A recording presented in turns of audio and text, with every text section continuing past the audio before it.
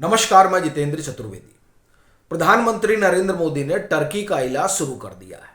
हालांकि ऐसा नहीं है कि अभी शुरू किया है, यह शुरुआत तो पहले ही हो गई थी, लेकिन अब वो खुले तौर पर हो रही है और उसका सीधा सीधा ऐलान किया गया है भारत की राजधानी दिल्ली से। और उस ऐलान ने टर्की के पैरों के नीचे की जमीन खिसका दी है, क्योंकि अभी तक जो हो रहा था वो सिर्फ संकेत दिया जा रहा था कि हम टर्की को घेरने में लगे हुए हैं, हम टर्की को सबक सिखाने में लगे हुए हैं। लेकिन इस बार संकेत में नहीं, खुला आप एक तरह से कहें कि बता दिया गया कि टर्की को सबक सिखाया जाएगा उसकी भाषा में। तो क्या ऐलान किया गया उसको जानेंगे, किस तरह से घेराबंदी हो गई उसको जानेंगे, ऑपरेशन सिंदूर के इतर टर्की किस तरीके से भारत विरोधी आप एक तरह से कहें जो लोग हैं उनको मदद कर रहा है, जो देश है, तो वो पाकिस्तान के अलावा कौन है इसको समझेंगे। लेकिन जो सबसे बड़ी चीज है वो ये कि ऐलान क्या हुआ है। देखिए, टर्की का राष्ट्रीय दिवस, तो राष्ट्रीय दिवस उनका मनाया गया भारत में यानी जो भारत में टर्की का दूतावास है दिल्ली में, वहां पर वो अपना राष्ट्रीय दिवस मनाए। उन्होंने सबको निमंत्रण भेजा था, भारत ने उसका बहिष्कार किया। सभी बाकी देश हिस्सा लिए, लेकिन भारत ने जाकर ये साफ कर दिया कि हम टर्की की जो कारस्तानी है उस पर आंख नहीं बंद कर सकते हैं, एक। और दूसरा, ना जाना यानी अंतरराष्ट्रीय समुदाय को यह संदेश दे देना कि अब हम टर्की को सबक सिखाएंगे, और उस दिशा में भारत कदम बढ़ा चुका है। इसलिए टर्की में बड़ी अकुलाहट है।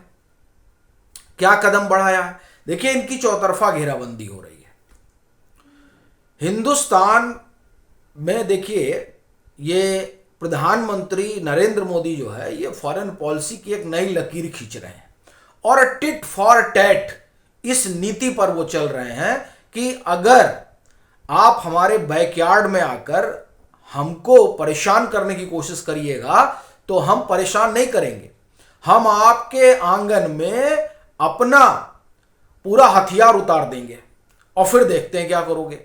तो यही हुआ है मेडिटेरियन सी में। साइप्रस, पीएम साइप्रस जाते हैं और आप समझिए तकरीबन 3 दशक के बाद कोई, आप ये कहें 4 दशक के बाद कोई प्रधानमंत्री वहां जाता है। नहीं जा रहे थे क्योंकि यहां सेकुलर सरकार थी। सेकुलर सरकार के लोग अगर साइप्रस पहुंचते तो उनको जिस खास किस्म का वोट चाहिए उस वोट के लिए दिक्कत होती, तो इसीलिए साइप्रस नहीं जा रहे थे। क्योंकि साइप्रस जाने का मतलब सीधा जो है टर्की को चुनौती देना, और टर्की को चुनौती देने का मतलब खास तरह के वोट से नाता टूट जाता। लेकिन नरेंद्र मोदी वोट की पॉलिटिक्स करते नहीं हैं, वो तो पॉलिटिक्स आप एक तरह से कहें कि नेशन फर्स्ट को आगे रख के करते हैं। सो वो साइप्रस पहुंचे और उन्होंने कहा आप परेशान मत करो। साइप्रस क्यों गए? क्योंकि साइप्रस की जो जमीन है उस पर आप एक तरह से कहें कि टर्की ने कब्जा कर रखा है। तो साइप्रस और टर्की का जो है 36 का आंकड़ा है, तो जिनका इनके साथ 36 का आंकड़ा है, पीएम ने वहां पहुंचा और पीएम ने कहा कि हम खूंटा गाड़ रहे हैं, तुमको ब्रह्मोस दे रहे हैं, छोड़ो यहां से। ग्रीक गए, ग्रीक की भी नहीं बनती है, उनको कहा तुम भी हथियार लो। आर्मेनिया गए, इनकी भी नहीं बनती, कहा तुम भी हमसे हथियार लो। और उसके बाद में युद्धपोत उतार दिया गया, जो मेडिटेरियन सी में गोते खाए कि चलो। अब टर्की की हालत खराब कि साहब भारत तो एकदम खुली चुनौती दे रहा है। और ये खुला क्यों किया गया? देखिए, उसका एक कारण ऑपरेशन सिंदूर तो है ही है। उसमें टर्की ने जिस तरह से पाकिस्तान की मदद की वो अक्षम्य अपराध है।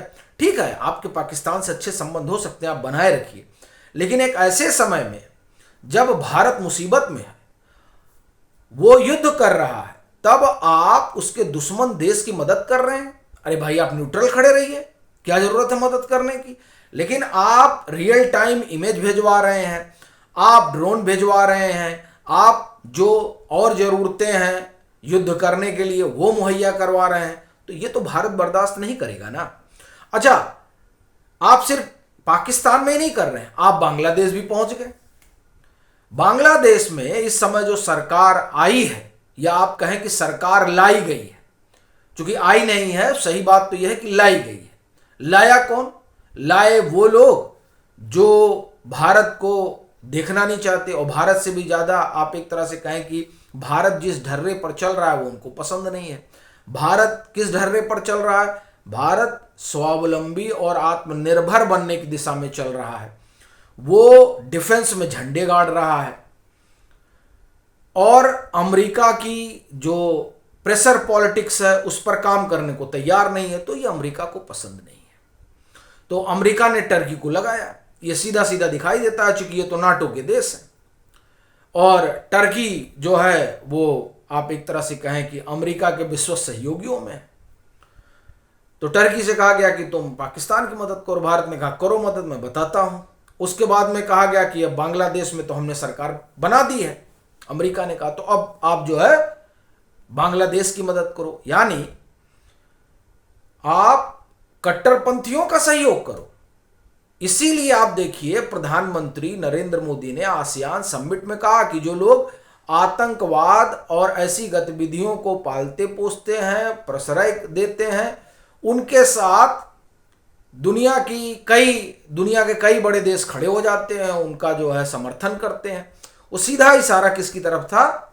अमेरिका की तरफ था कि ये दोहरी नीति है। और उस दोहरी नीति का सबसे बेहतरीन उदाहरण जो है वो आप देखिए कि टर्की जो समर्थन कर रहा है वो बताता है कि वो किसके कहने पर कर रहा है। सीधी सी बात है, अमेरिका के कहने पर कर रहा है। अब वो पाकिस्तान में जो कर रहा है, पाकिस्तान का खुली मदद भी अमेरिका कर रहा है, जैसे बांग्लादेश की कर रहा है। टर्की भी उसमें लगा हुआ है। टर्की बांग्लादेश में जो जमात है, वो कट्टरपंथी आप ये कहें संगठन है, उसको ट्रेनिंग दी जा रही है। इस तरह की खबरें रही। वहां रक्षा के साजो सामान जो है मुहैया करवाए जा रहे हैं, तमाम तरह का इन्वेस्टमेंट किया जा रहा है। यानी जहां कट्टरपंथ की इस समय नर्सरी चल रही है, वो नर्सरी कैसे फले फूले, उसमें टर्की बांग्लादेश की मदद कर रहा है, या मैं कहूं कि मोहम्मद यूनुस की सरकार की मदद कर रहा है। क्योंकि बांग्लादेश की आवाम कम से कम उस ढर्रे पर तो नहीं चलना चाहती है जिस ढर्रे पर मोहम्मद यूनुस उसको लेकर जाना चाहते हैं। देखिए पहले उन लोगों को भी समझ में नहीं आया था, लेकिन खैर वो मसला अलग है। अपना कहना यह है कि टर्की जो है वो एक तरफ पाकिस्तान और दूसरी तरफ बांग्लादेश की मदद कर रहा है, और ये जानते हुए कि ये दोनों देश भारत को परेशान करने में कोई कसर छोड़ेंगे नहीं। खासतौर से जब से मोहम्मद यूनुस की सरकार आई है तब से मैं अगर बात करूं तो ये सब जानते हुए भी आप अगर ऐसे देशों के साथ खड़े होंगे जो भारत विरोध का झंडा लेकर चलते हैं, तो फिर भारत उनके साथ खड़ा होगा जो टर्की विरोध का झंडा लेकर चलते हैं। और भारत खड़ा हो रहा है, और इसका सीधा जो है ऐलान है जो राष्ट्रीय दिवस का भारत ने बहिष्कार किया है, वहां से इसका एक तरह से कहें कि आगाज हो गया है। तो अब टर्की को समझना होगा कि वो अगर कूटनीतिक तौर पर ज़्यादा कुछ करेगा तो उसके लिए आप ये कहें कि डिप्लोमेसी के स्तर पर समस्याएं और बढ़ेंगी।